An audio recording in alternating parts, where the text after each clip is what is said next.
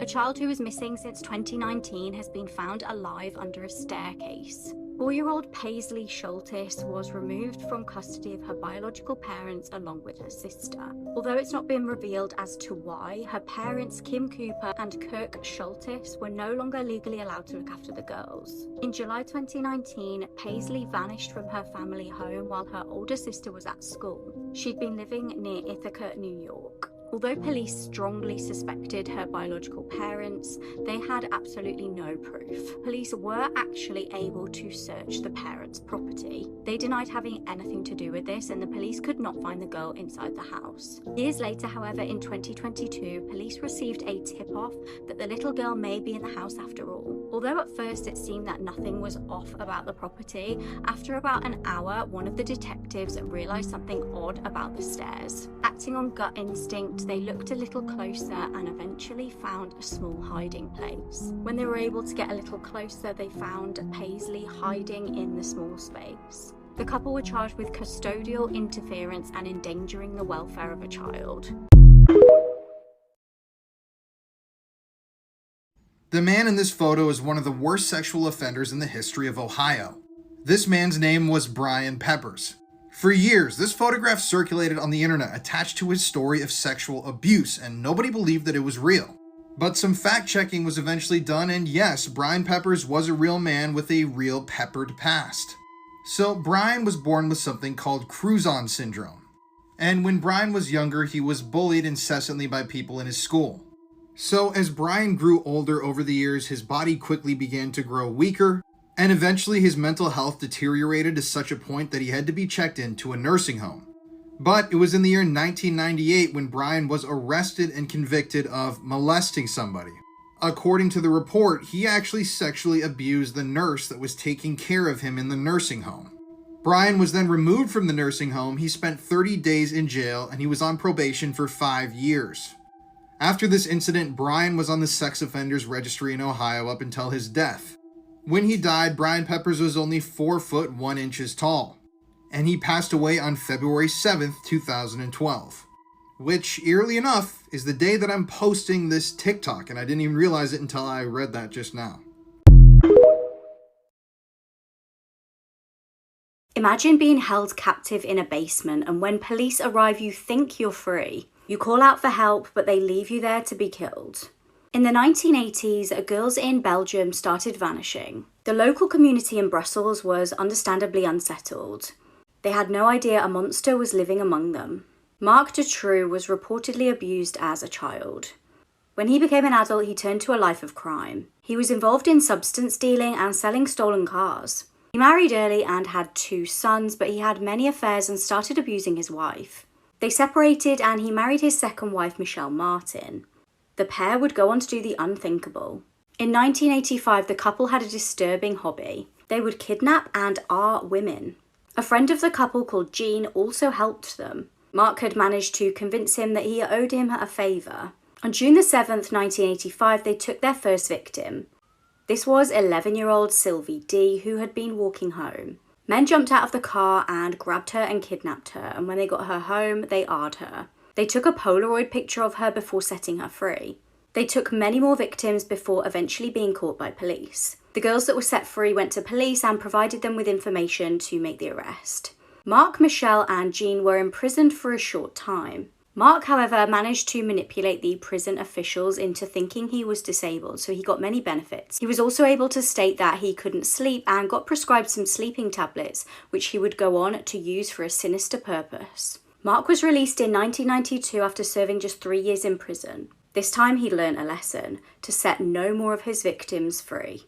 He built a dungeon in his basement for his next victims. Between 95 and 96, he would kidnap at least 6 children. He kept them in his basement, tortured them and SA'd them, and used the sleeping tablets to sedate them. It was at this point that news was circulating in the area of the missing children. 2 8-year-olds had vanished, and later that year 2 teenagers too. It was clear that this was no coincidence. Shockingly, despite Marc's own mother ringing police and reporting him, it would take 5 months for police to go to his house. Marc's mum even told them he was keeping girls captive. Marc was arrested during this period for stealing a car. He spent 4 months in prison while 2 of his victims remained in the basement. Michelle knew about these girls, and Mark had told her it was her job to feed them and water them while he was in prison. Frustratingly, although police finally searched his house at this point, despite hearing children's voices, the police just left. They said it sounded like the voices were coming from outside. They even found undeveloped camera film, which, had they just developed the film, they would have seen the basement in these images. Mark had documented the process of building the dungeon via the camera. Tragically, due to Michelle stating that she was too frightened to go down into the basement, the girls died of starvation. When Mark was released, more girls started vanishing. This included 12-year-old Sabine Dardine and 14-year-old Letitia Delhy. Mark was finally arrested after an eyewitness recognized his van involved in an abduction. He confessed and showed police his dungeon. He also led police to where he'd buried 2 of his child victims alive. It also transpired that he'd had an accomplice called Bernard Weinstein. After the pair had a disagreement, Mark also buried him alive. There was public outrage at the mishandling of the case. There were protests on the street, and there was even claims of a wider P-ring. The 2 brave survivors, Sabine and Letitia, testified in court against Mark. They recalled being chained to a bed and repeatedly AR'd. Michelle was given 30 years in prison and Mark got life. Today's case is one of these cases that you'll most likely recognise like the famous mugshot from. So this here is 18-year-old Shailene Moran. At the time of what she did, she was 18 years old, and this takes place in 2019. She was from a place called Pawtucket, which is in America, and in the fall of October 2019, she met a boy online who she started a relationship with. This boy was called Leonard Trowfield, and I couldn't find any photos of him for some reason. On the first day that they met in person, the pair stayed at Leonard's house. However, after day 4, the pair got into quite the argument, where Shailene had stormed out of the house and filed a police report against Leonard. And she had called assault, which Leonard absolutely denied was not true. The pair were then given a no-contact order. And the reason why I'm kind of leaning to believe Leonard is, I'll tell you why. So obviously when you're given a no-contact order, you cannot contact that person. But this didn't bother Shailene. She was sending death threats to absolutely all of his family, including his dog. So after the breakup, she then very quickly met Jack Doherty. And together they had conspired that they were going to kill Shailene's ex. And Jack was absolutely down for that. He was so ready to do it. They were sending each other texts like, if you do this, we'll be together forever, I love you, and all that. And at the end of December 2019, so we're literally talking 2 months later, Jack came down from New York to see Shailene. Not only this, he also brought an engagement ring with him. And the pair were ready to go to her ex's house to commit a shooting. So Shailene had actually stayed in a hotel nearby where the pair were staying. She didn't go with him, and they decided that they were just going to shoot whoever opened the door. So on January 1st, 2020, Jack Doherty went to the address of Leonard, and it was his mother, Cheryl Smith, that opened the door, and she was shot several times, which killed her. Another strange thing that I just want to know, I couldn't find many photos of Cheryl either. To which, after it took place, they then posted this on Facebook, which says, "We some fighters and some shooters." And she's also showing off her engagement ring in the post. Luckily, a detective that was responding to the shooting had saw this post that these two had posted. So literally just a couple hours later, they were arrested in the hotel room, which I just think is kind of funny, to be honest. Like, how stupid do you have to be? And the cops found the gun that was used in the shooting that matched the bullets found in Cheryl.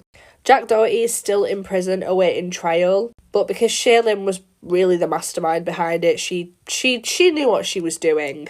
She was sentenced to life in prison for her part on killing Cheryl Smith. People before and after going missing.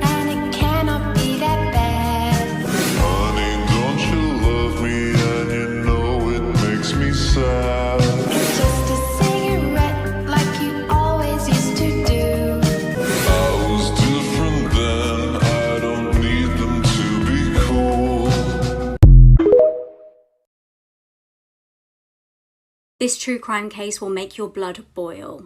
Over a decade ago, 19-year-old Kara Nichols vanished. The teenager was born and raised in Colorado Springs and unfortunately had begun using substances throughout high school. She was reported missing on the 14th of October 2012. At this point, her roommates hadn't heard from her for 5 days. Police soon learned that she'd actually spoken to her brother on the phone on the 9th of October at around 11:45 p.m. She told him that she was on her way to a modelling shoot. The next day, unsettlingly, her phone was going straight to answer phone. It was actually her brother that ended up travelling to her apartment to figure out what was going on. He spoke to her roommates and the alarm was raised.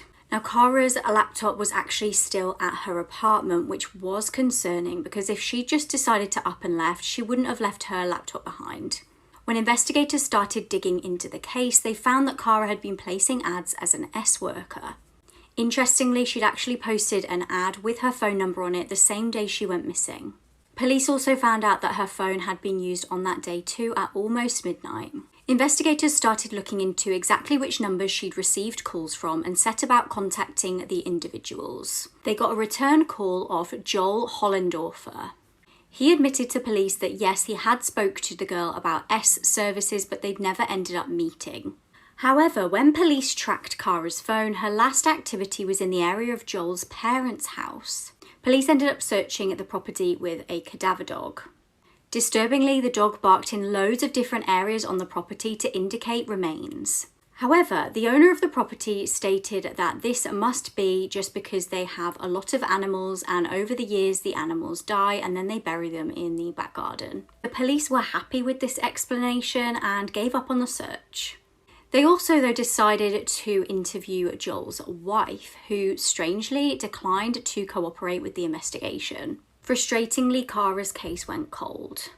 On February the 8th, 2022, a decade after she went missing, police confirmed that they had found Kara's body. It was on that property they'd searched the whole time. Joel was obviously arrested. In February 2022, his wife decided to come clean to police. She told them that Joel had told her in 2014 that he accidentally killed an escort that he'd hired. He admitted that he accidentally strangled her to death and buried her near a dead horse on the property. Joel's defense in court claimed that he accidentally killed her in an S-act gone wrong and that she lost consciousness due to substance use. Shockingly, he was only convicted of manslaughter and got just 24 years in prison. This was a huge blow to Kara's family. The kids in this video look like a happy family filming a TikTok. One of the girls is adopted, and what she does to her siblings will make you feel sick. This case has been compared to the movie Orphan. So on the 10th of December 2021, this father from the Philippines, his name is Cruz, he gets the type of phone call no parent ever wants to receive. At exactly 3 p.m, police inform him that 3 intruders have entered his house and taken the lives of his 2 biological children. 18-year-old Gwen, this girl, and 16-year-old Lewis. The pair had been brutally attacked by a baseball bat and hammer. Now, surviving the incident was their 16-year-old daughter named Janice. As you saw from the beginning, Janice was close to her sibling, often seen having fun, dancing, and laughing with them. So it was understandable that she was distraught. When police asked her what happened, she told them that 3 intruders entered the house. She was lucky enough to escape because she ran to her bedroom, but her other 2 siblings were just not fast enough. Now, Janice had only been taken in by this family 5 months earlier. She had formed a close friendship with Gwen and begged her parents to take Janice in. She told her parents that Janice was an orphan who came from a really tough background. And despite the family having limited resources, they agreed. And Janice joined the family. She was welcomed in and all seemed well on the surface. Now, this attack completely devastated the family. As investigators looked into the case, they noticed something very troubling. Nothing in the family home had been stolen, and the weapons used against the 2 victims were actually owned by the family. In fact, the baseball bat had been stored in Janice's room, which means the thieves would have had to have entered the room. Police also found a bag of clothes belonging to Janice at the back of the house. Those clothes were covered in blood, and she had specifically changed before police arrived. It was becoming clear to police what really happened, and Janice was arrested. She ended up confessing. It must be noted that she had the help of 2 other assailants. As they looked into Janice's past, they realized she wasn't even an orphan. She was sentenced to 30 years in prison. So why did Janice do this? She'd been taken in by a warm, loving family after all. The parents of the two victims believed Janice wanted to be their only child. She had done this out of jealousy. She wanted to be the only one who got their love and affection. My name's Harves and I talk about true crime cases. If you want to hear more content like this, I suggest you follow. The woman in the background of this viral video may be one of two missing girls. Somebody pray for her. Cassie Compton, who's been missing for 6 years from Arkansas and has a scar across her left cheek, which you kinda see here. Or Haley Grace Phillips, whose dad is already working with the police. Her full video's on my Instagram. Have you ever heard of Don Fluitt?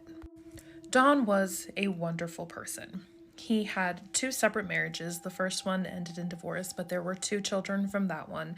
And then he married Christine. They also would go on to have another child together, a little girl.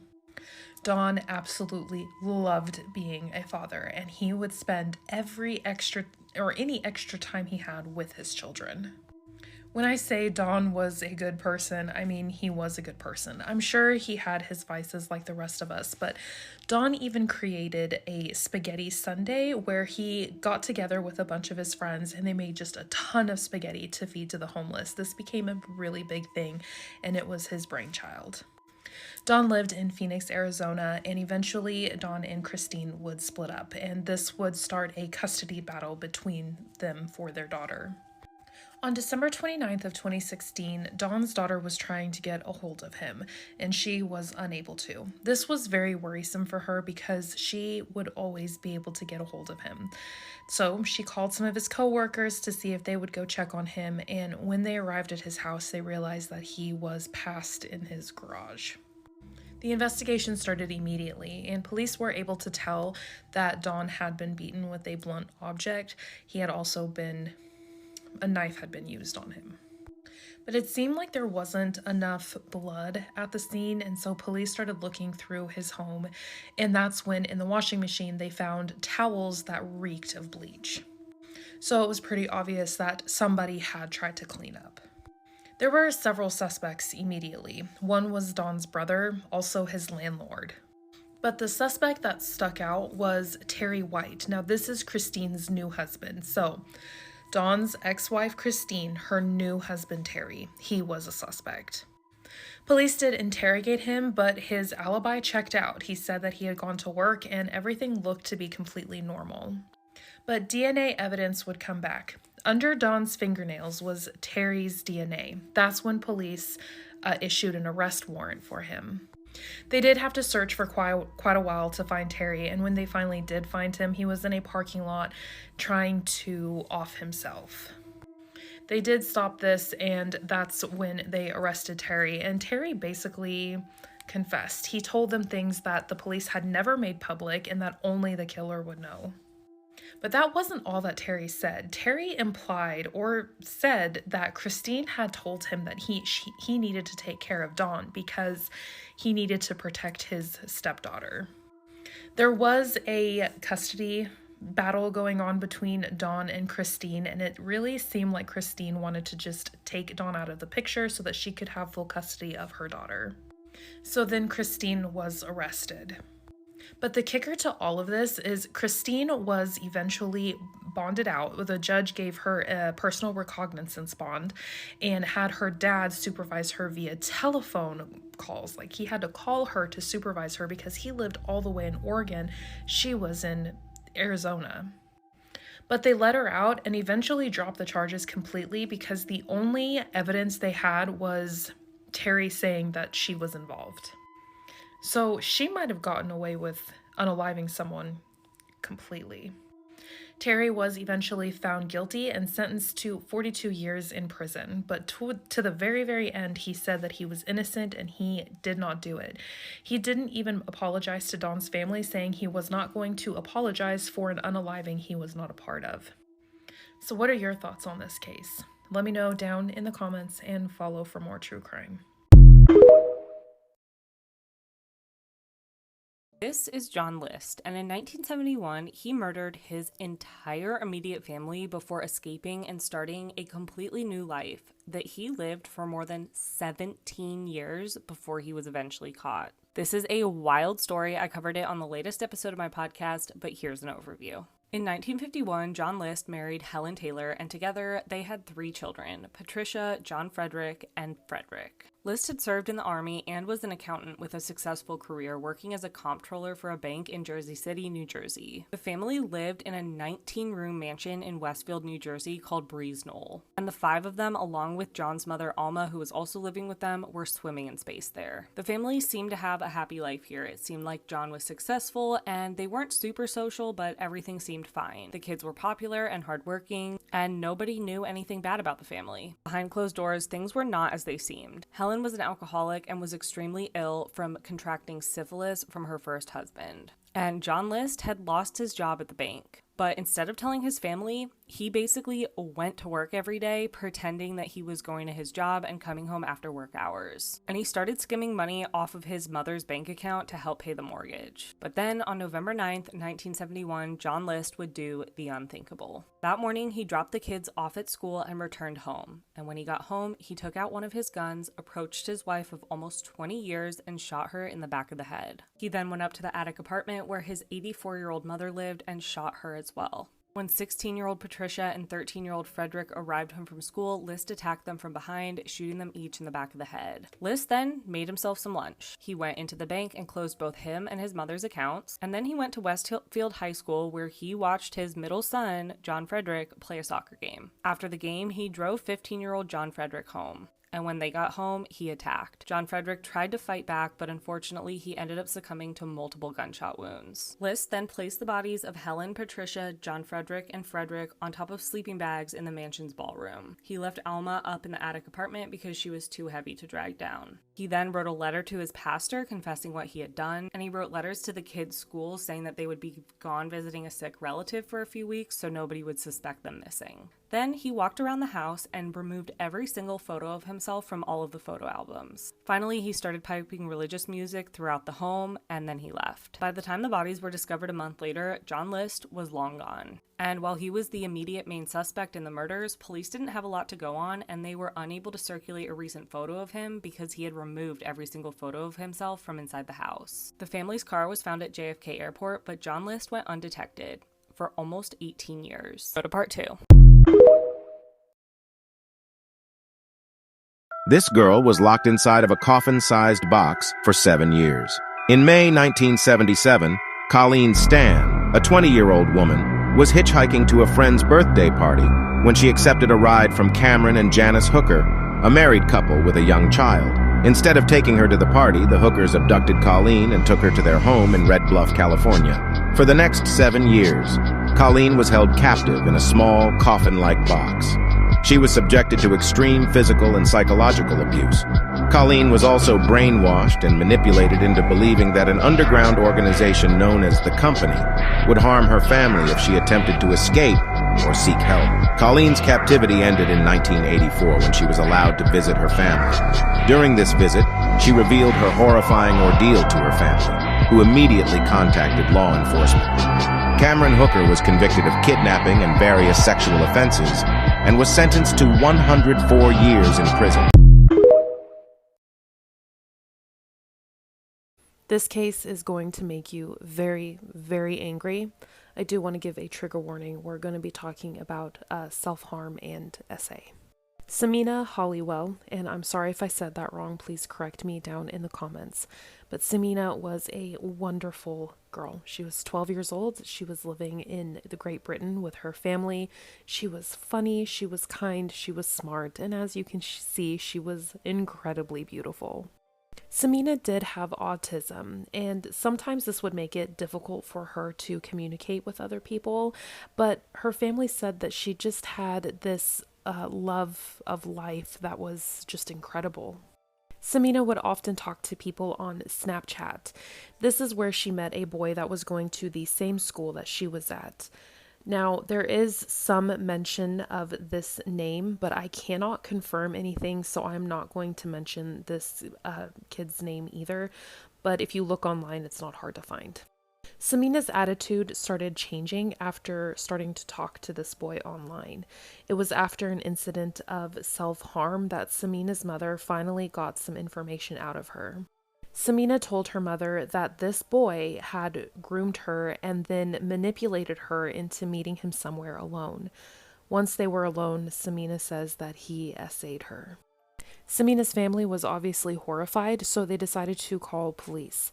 But once police were interviewing Samina, it just got really weird really fast. The officers were saying things like, well, if you press charges, then I'm going to have to fill out all this paperwork and it's going to take me forever. They also told Samina that she would probably wait up to 18 months to have her case go to court. And they were just really concerned that she was going to have this hanging over her head for 18 months. That was sarcasm. But either way, Samina and her family decided to press charges. Police said that they would put safeguards in place at her school so that she would feel safe at school. But according to Samina's school, they never mentioned anything and they didn't tell them that there had been an assault against Samina and that she needed to be kept safe. So instead of being kept safe, Samina became a target to bullies in school. She was attacked 3 times and beaten up. These attacks were videoed and put online. But despite there being definitive evidence that Samina was the target of these bullies, police did not fully investigate these attacks. It seems like there were 2 girls who were held accountable, but that's as far as it went, and the bullying and the attacks still kept coming. And it seemed like police absolutely refused to protect Samina. I'll get into more in part 2. Give me a couple of minutes to film it and get it up. It'll be down in the comments.